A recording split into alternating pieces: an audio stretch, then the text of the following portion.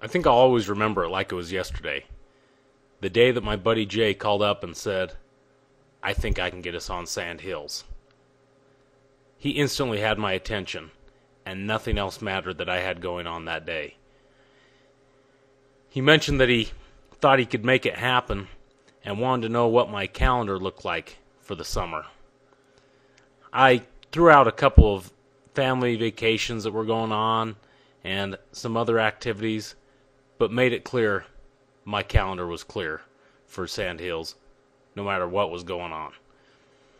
So, as he made arrangements to go, me and Darren and Jay went to go meet up with Jay's buddy Mark. We hopped in the car around 2 p.m. on Thursday afternoon, and we were loaded up with all sorts of great things. Snacks, copies of golf magazines, and printouts from Golf Club Atlas talking about every hole at Sand Hills and Ballyneal, which was another course that we'd arranged to play for the trip. We were beyond pumped. Reading about the courses on the way over, getting ourselves jacked as we drove the long drive from Pocatello all the way over to Mullen, Nebraska. We show up in the thriving metropolis of Mullen around 2 a.m. at the Sand Hills Motel and Canoe Rental, and seemed to really bother the lady that was asleep waiting for us to check in. We eventually got checked into our little motel room that sat right on the train tracks. And despite staying up most of the night as trains rolled by, it just didn't seem to matter, because it felt like Christmas Eve, with Sand Hills being Christmas the next day. There was no way that we weren't going to wake up on time for this round, and the three of us hopped up, showered off in our posh motel, and jumped in the car and headed over to Sand Hills. The drive into Sand Hills is amazing. You feel just how remote this town of 500 people really feels. And as you wind in toward the course, you see blasts of sand, places that look like bunkers, but they're just natural formations that are there. It was really just a sign of what would come to be once we got to the course. As we pulled in the clubhouse parking lot, we were giddy. We were so excited to get checked in and make sure that we actually were on the tee sheet for the day. And sure enough, Jay had come through, and we were all set up to go play some golf. From there, it was time to head up to the driving range to get warmed up for the round. If you've never been to Sand Hills, the driving range itself is an experience. You drive for, it seems like, a mile to get there, and you go out with your bag of balls and throw it on the turf, and you look out at the most natural driving range I have ever seen. It's just a field. No flags, no aiming markers, just you and Mother Nature out there hitting some shots. So we got all warmed up, and we were ready to go. We drive over to the first tee to get checked in, and we found out that it was one of the busiest days that Sand Hills was going to have all year. A whopping 74 people. Pretty tame by a lot of course standards, but when the number of patrons at the course also represent about 20% of the city's population, that's pretty significant. So we got warmed up on the putting green, which is the wildest, most undulated, fun putting green that I've ever played in my life. We almost didn't get to the first tee in time. We were having so much fun playing games and rolling the balls and seeing how many different ways we could get a ball to end up in different parts of the green. But it was finally our time to go to the first tee. And Ben Crenshaw and Bill Coore did it right. They didn't give you some weak little warm-up hole and everything like that. They hit you right in the mouth with one of the best holes at Sand Hills right off the bat. It's this fantastic par 5 that doglegs left and heads uphill to a elevated green that's surrounded by bunkers and natural terrain and sand, dunes all over the place. J Mac managed to stick the green in two and had an eagle putt that he darn near converted and got everything started off fantastic. We played our initial 18 holes and then went to the famous Ben's Porch to have a hamburger. And let me tell you, it was one of the best hamburgers that I've ever had in my life. And it's so fun to sit there and have other people there chatting about golf because, frankly, there's nothing else to talk about in Mullen, Nebraska. And every staff member there makes you feel like you're a member. And they are so excited to have you there and so happy to help you out and serve you in any way they can. And anyone who's been all the way out to Sand Hills knows you don't show up just to play 18 holes. Most people stay for a couple of days. But we definitely were going to get 36 in that day. So we hurried ourselves through our food and went back to get checked in for a second loop. This time they threw us out on the back nine to get started. And we were able to play the course with more wind, which helped change up the shots and the variety that we played. It was just a fantastic day. We were just pumped all day long, high-fiving, soaking it all in, playing what's currently ranked as the 13th best course in the country, and it lived up to the hype. Once the sun started to set, we had no time to sit around, though. It was time to hit the road to Holyoke, where the next day we'd be finding ourselves playing at Ballyneal.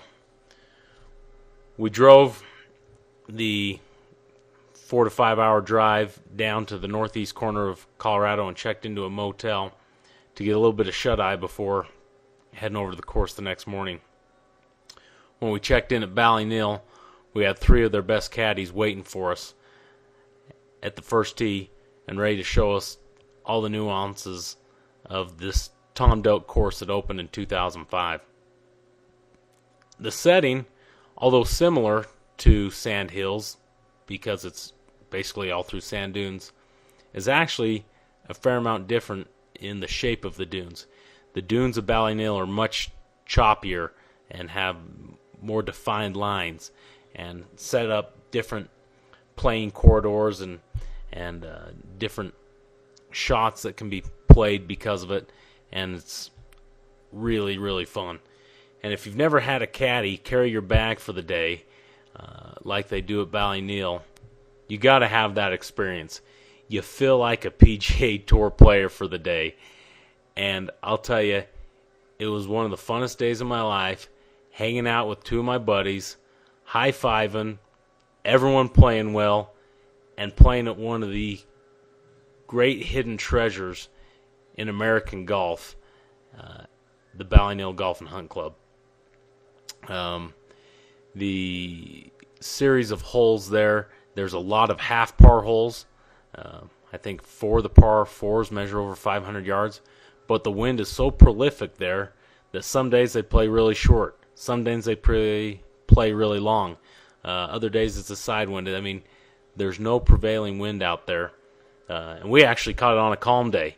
But the course sets up for some neat shots where you can really work the ball on the ground and play those firm and fast conditions that aren't found at a lot of American golf courses. But as much as we wanted to hang out and soak it all in after the 18th tee or 18th green, we couldn't. It was time to load up and hit the road because we needed to drive 3 hours down to Denver and tee it up at Sanctuary, a Jim Eng course that he designed in the 90s for the founder of Remax, who's the sole owner of the course. Now, you really can't find much more of a contrasting day to play a Tom Doak minimalist course and then go to a Jim Eng course on the most extreme property that I've ever seen a golf course put on. In fact, other architects turned down the project when they saw the topography of the property, thinking there's no way a course can go on here. But Jim Eng pulled it off, and it's amazing. that we weren't even supposed to be able to play that day because there was a wedding scheduled there. But we were able to work it out with the head professional, and he said as long as we steered clear of the wedding, that we were okay to go play. So we got to the first tee, and it's one of the most dramatic tee shots you will ever have in your life. The tee box sits probably 200 feet above the fairway, and as we got ready to go tee it up, we actually had some patrons of the wedding come out to watch us. It's that exciting of a shot to watch, even if you're not the one hitting it. And the course is so much more different than Ballyneal. Ballyneal encourages the ground game, firm, fast conditions, real undulated greens and fairways, whereas Sanctuary is a lot of force carries off the tee, dramatic, heroic type shots, a lot of aerial game, not a lot of ground game. Really unique bunkering. In Ballyneal, it's really trying to make the bunkers look natural and part of the terrain. And at Sanctuary, it's just bunkers of white, brilliant sand bunkers and cool rock formations and water hazards, and just a neat experience. In fact, the 14th hole has a waterfall on it, something you will never find on a Tom Doak course, I promise you that.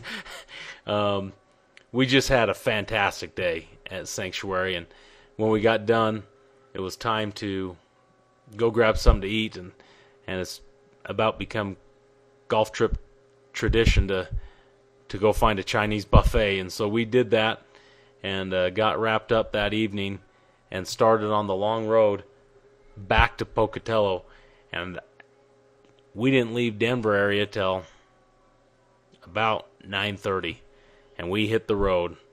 And as you're cruising across Wyoming, there isn't a whole lot to see there, including cops. So we made pretty good time needing to get back to our commitments Sunday morning. And the last thing I remember was filling up for gas in Soda Springs, and after that, I was being dropped off in my driveway as the sun was creeping up from behind the mountains, and Sunday morning arrived.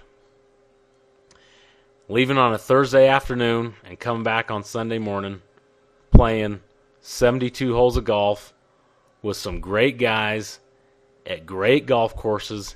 It was one of the funnest, most jam-packed, crazy golf trips of all time, just the way I like them. It's something I'll never forget and something I'm dying to repeat.